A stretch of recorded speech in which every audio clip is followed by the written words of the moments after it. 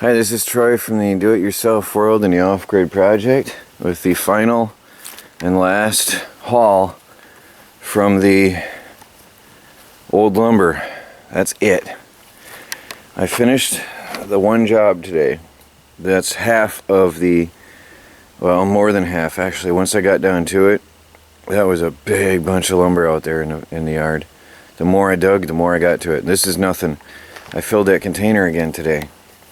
And what is it right now? It's 4:45 in the afternoon because I worked. I didn't get home until 1 p.m. I have to explain, people are criticizing the fact that I've been taking naps daily, but because of the intense heat we've had out here, I took people's advice and I have been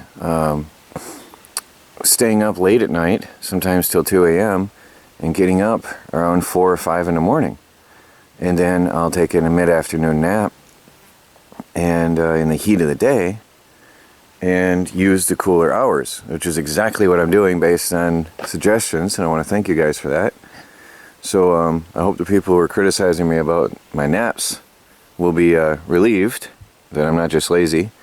But anyway, yeah, I'm just getting up, and it's 4:45. And I didn't realize, sorry, I cut so much wood today. This is nothing. This is nothing at all. He tossed me some junk pallets. There's another truckload or so, maybe 2 truckloads of pallets. I'm talking truckloads stacked above the top that he wants me to pick up and get out of there. These are heat treated, HT. That means I can burn them, I can use them, I can cook with them, I can build with them, I can sleep on them. They're heat treated, not chemical treated. And if they were chemical treated, I wouldn't take them. But I've got these, which is some are decent wood. Hopefully I'll be able to get some cabinet making materials out of this. I'm coughing because I cut so much wood today with the Sawzall.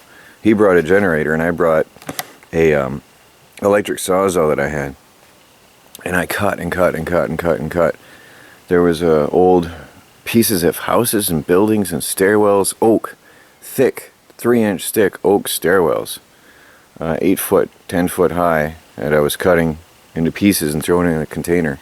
But I finished the job today. I finished it. This is it. This is the last bit.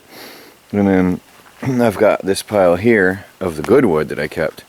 Now this I have to restack. I just, each day, because I was getting back and just too tired to do anything, each day I would toss it into this pile, loosely, so it's getting air. I need to restack it, which is, some of these pallets are going to be used for now, is to properly stack this wood. So, I'm going to town. I have talked to my friend and advisor, who suggests before I proceed, I do get lag bolts and put them through here. So I'm going to Tractor Supply, and I'm going to get some heavy-duty bolts to put through the 2 halves, along with screws, because screws don't have as good much shear strength. I'm going to put heavy-duty bolts, at least 5 or 6 of them in here, to help hold that together. So with liquid nails and screws and bolts, those 2 halves are never coming apart. No way. So I'll go get them. And then it'll probably be 5:30 by the time I get back, but there's still in a couple hours to work. So see how it goes. I've got so much to do, my head is spinning in directions. I don't know which way to turn. The weather's not as hot in the morning, so we got to get this cleared up. My garden, I actually have to start harvesting now. It's going to get out of hand because the summer squash is ripe. And tomatoes are going to be turning. And I have an idea with this stuff. I'm thinking about getting a mulching machine or a chipping machine, renting an actual chipper. I'm going to check the prices. I also want to stand my tomatoes up. They're starting to turn. The tomatoes are going to start turning on me soon. So I need to get these up so they'll grow more. Look at those carnations. That is amazing. Those are doing really well. I didn't know how long they lasted. I didn't know they last all summer. Perfect. Good stuff. There is there's a little squash almost ready, and there's a big squash that is ready. Nice fat squash. Oh, there's one over there that's too big, so I need to harvest him. So I'm going to start grilling some squash now. The corn is starting to go put up its, what do you call it stuff? Tassels. But it's really small. I'm not happy about how small the corn is here. Everything else is doing well, but the corn isn't very big. Now I know corn needs some special nutrients. That's right, corn definitely needs some certain nutrients. And that might be what's missing here. I forgot what it is, I'll look it up. But it's starting to put out ears. But that is not right, not at this small size. I've got another zucchini. I've got two in the house. I've got another one there. So that's all looking good, and I've probably got some cucumbers coming along. Cabbage heads are getting bigger.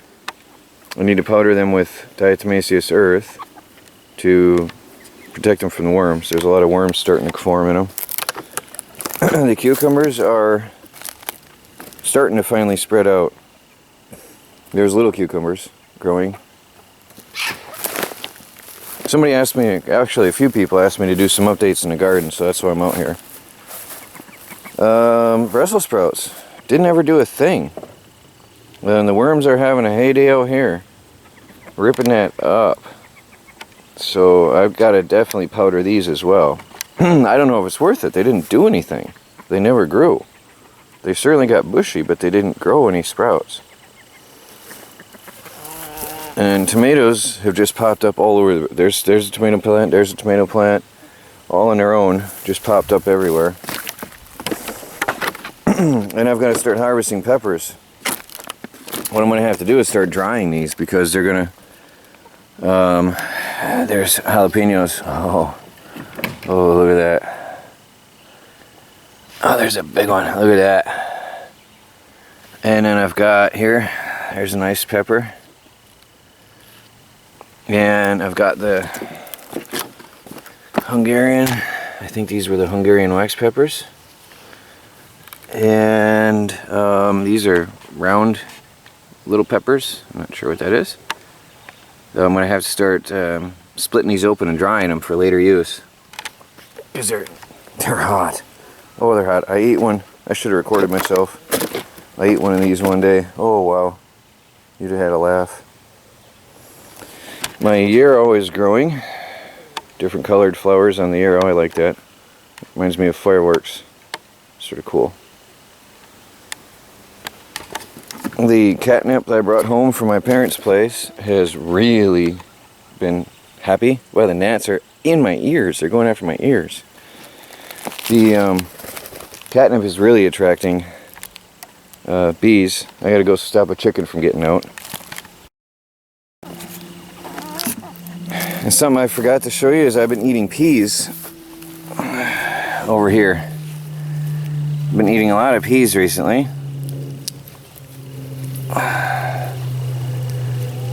Oh, I gotta go get my hat on. I'll tell you, people ask me why I wear a hat. I have to go back and get my hat. When the sun is shining and the humidity's just right, the bugs are terrible. They get in your hair and bite. So that's it for now.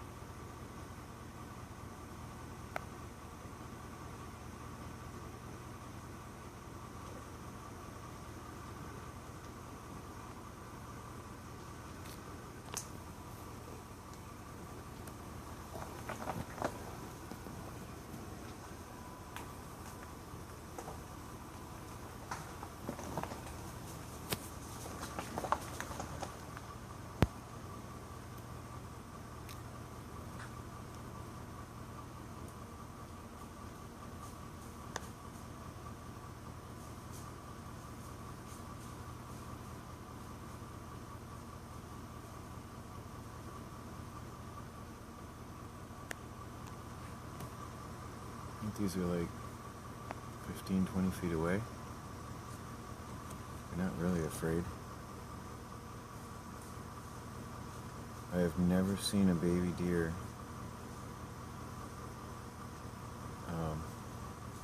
getting milk from the mother before. So I had to stop and record this. Sorry about the little bit of shakiness. I'm in the car. That was cute. Well, after listening to people and really worrying about the square of my house frame, what I've done, now this was awkward with the boards on and everything, but what I did is I shifted stuff around and I measured from corner to corner, and I've got from that corner to that corner 187. Then I measured from that corner to that corner 187. Now again, I had to shift things around. It isn't, all this stuff wasn't in the way. I was just moving things around as I go. But this back section is perfectly square. So it's got to be my tongue and groove that's throwing me off when I started over here. I didn't measure the front section because that's a lot of work to clear that all off. But I measured the back section right now, and since the two are connected, at least checking the back section gives me some relief. Now I know the tongue and groove, somebody told me the tongue and groove, sometimes they're not square themselves. And then once you start to join the tongue and the groove together, you don't always get a perfect, precise square lineup with them. So you are going to sometimes have some overlap where you'll have to trim off a little bit on the outside edge. But it is a real good relief to see that this is square. And I had thought, because it was raining the day after I squared this off and leveled the whole trailer and everything, I thought maybe the trailer shifted, throwing off the squareness of my flooring, but the floor is still good, so that is definitely a relief. Now I went and got lag bolts, so probably the only thing I'm going to do yet this evening is put those lag bolts in here. It's already after 7, and I was in working on the computer and got tied up in comments because I'm probably about a few thousand comments behind right now. So I may or may not get to this. I was also, didn't show you on camera, but I had to clip the feathers, the wings of some of my birds because they kept escaping, little escape artists. So I clipped some wings. Actually, you can see some feathers laying down here in the ground. Again, if you clip chicken wings, you clip one wing, not too deep so they don't bleed. You just clip off the dead part of the feather, and that throws the birds off balance so they can't fly. So, and then they get proud and yell at you.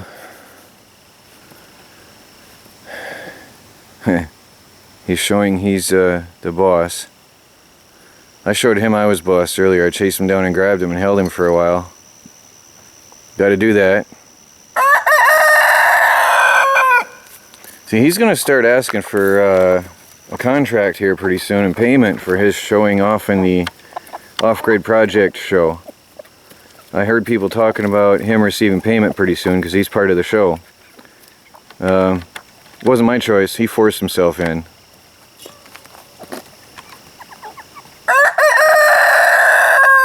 Loudmouth always gets the last word. Actually, I decided right now to work on the framing around the wheels. Now what I've done, just to get an idea, to visualize what I've got going, I've taken some boards and just laid them flat, some 2x6s, just so I have an idea how much space I have to have for the wheel. So it looks like I have 1.5 inches, nearly 2 inches of space that I need for the wheel. Minimum. That's just minimum clearance. Add another 1.5 inches above that, I'm looking at 1.5, well, 3 inches. I'm looking here at 3 inches. I'm actually thinking to give that extra room for expansion, go 4 inches in the wheel well. So I'd have here 4 inches total from the floor frame to the bottom of the wheel well frame where I have my insulation begin. So 4 inches of space of clearance. That means, unfortunately, I need 8 inches of space because I have to have 3.5 inches of insulation. Actually, I need 8, almost 9 inches. I'm thinking about a 2x10. That'll give me enough clearance and plenty of room for working in here. So I was wondering, I'm really thinking right now about, instead of going to the town and buying even more wood, I've got tons of wood here. I've got 2x6s and 2x4s galore. I was thinking about having the reason I got these little chunks here, a 2x6 and a 2x4 framed up together. That'll give me, it looks humongous when I put it like that, but that gives me, actually, yeah, it looks like too much space when I set it up. In theory, it sounds right. But I have to remember, this is the minimum amount. The trailer's going to sag more. So that's just my minimum clearance right here. The top of this board that's laying across. That's the minimum I want. And then I want to give a couple inches above that for flexibility. And in case any stones ever popped up in there or a branch or something. You don't want that wedging in. So I'm thinking, yeah, the top of the 2x6 I'm thinking is going to be my fender well spacing. Maybe it's too much, maybe it's not, because I don't know how far this is going to sag once the weight is on a trailer. But I'm thinking the top of the 2x6 will be the wheel well spacing, that much clearance for the wheel well. And then the 2x4, I can frame that in. Of course, I have enough space here that I can have the plywood extending down below. Actually, I use OSB, that sheeting I have for free, down below. Build my framing in that, and then fill this section with insulation. Now, I'm thinking about using 2x6s and 2x4s, and what I'm thinking about doing is alternating. So I'll run a 2x6 over, then a 2x4 in the bottom, and alternate, switch the 2x6 and 2x4 over. So I can screw them together in the ends and they'll be self-supporting, and everything is going to be laying on the frame of a floor joist. So I don't think I'll need any special hardware to put that all together if I do it like that. The 2x6s and 2x4s. So I think I'm going to start framing the flooring right now, or the wheel wells I should say, and at least start building something tonight, because I've only got like an hour left of daylight and I don't want to uncover the whole trailer just for an hour of work. And yeah, so I can get to work. Well, here's part of the wheel well. Now, I haven't cut the 2x4s. As I said, this piece will be on top and the 2x4 in the bottom. That'll be the bottom, 2x4 on top. So I'll stagger them for extra strength. Anyway, I have, now if you look here, again for extra strength, what I've done is, see, this board comes out and ends here. This bottom end cap of the floor joist. Sorry if I don't have the right terms. So what I've done is brought this one out to overlap that joint. So this joint will have extra strength. See what I mean is, this one is resting on this board, and then this one ends here. So this is all resting on solid, firm foundation. Same in this corner. The joint is here. Where is it? Here. So this is resting on firm foundation. And again over here, I extended this one past the joint, so that's resting on a firm foundation. So all 4 corners are resting on firm, solid wood. And now I'm going to cut the 2x4s that'll fit these on top of these, and then I'm going to screw them all together. And then, if that's not all, then I still have to finish the cut some OSB for the bottom, drop in insulation and put plywood on the top, and then I've got a framed wheel well.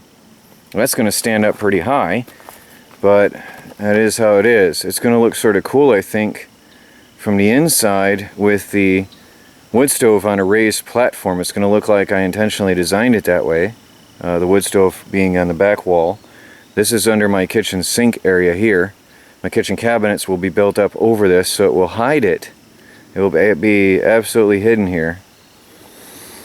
So that's a sort of cool use of the space and disguising it. So I'm going to keep cutting here and get my 2x4s done. Well, there's the wheel well framing, not screwed together yet. It looks a bit large to me, honestly. But again, the angle doesn't show it, but the wheels extend up above the metal flashing there a little bit. Actually, this wheel is higher than that wheel. But then again, these are up in the air right now too. There's no pressure on these. So, when I leveled off the trailer, these were lifted up into the air, so I can't be sure, so better safe than sorry. So I'm giving them 6 inches of playroom for when the weight is on this thing going down the road one day. And then, as I said, 3.5 inch board for insulation and the framing for it, and we're good to go. So I'm going to start screwing this together in, as I said, a staggered format. I hope everybody approves of that. That's my idea of making it stronger, because then this, with this 2x4 down below, the 2x6 will be screwed to the 2x4, and then the top 2x4 will be screwed to the 2x6, and they'll sort of hopefully hold each other together in a way like that. At least that's my idea. Put 2 screws in each board should hold everything together nicely, I think. And again, the only pressure on this is going to be a downward force, so there's not going to be a lot of forces in any other direction, and then the plywood on top will hold that together. Plus I'm going to frame this in. As I said, I'm going to put another piece, piece and a cross piece this way, so it'll be a really rigid structure when I'm done, to be able to hold whatever I put on there. Well, there is one wheel well. And you can see my staggered pattern of 2x4s with 2x6s. My bit was slipping, so I gotta get a new bit and sink these in tighter. But see how I have a 2x4 down here and a 2x6 there, and then a 2x6 to a 2x4. So everything's tied into everything. And in each board I've got 2 screws each, so I've got 2 into the 2x4. Actually, I've got 2 through the 2x4 below, and then 1 from the 2x6. So everything's tied in together, and then here the 2x6 in the bottom, 2x4 in the top, and here I reversed it again. So everything's tied in together, and next thing I'll have to do, it's funny, the wheel wells are taking a long time, but it's a lot of cutting and measuring and working and screwing. But then I'll have my, see, this is going to be the height of the installation right here. So then I'm going to put on some framing 1x2s in here, probably 1x2s, or I don't know, it doesn't matter really what I use. I can use a piece of 2x4, but I'm going to hook along all the way along. Actually, if I use 2x4, then I can tack in here and tie that in even tighter, actually all along. I think that's what I might end up doing. If I use 2x4, I can tie that in tighter all the way around. But then I'll have a piece of OSB that sits down over the frame, again with the reinforcements everywhere. OSB will sit down. That's it, free stuff I got a few weeks back, and that'll come in handy here. And then the insulation will go in, and then the plywood on top, which will cover this whole frame. So looking good. A long way to go though. Long way to go. Well, that's it for tonight. I'm going to cover this up, but it looks different. It definitely looks different. It's getting there.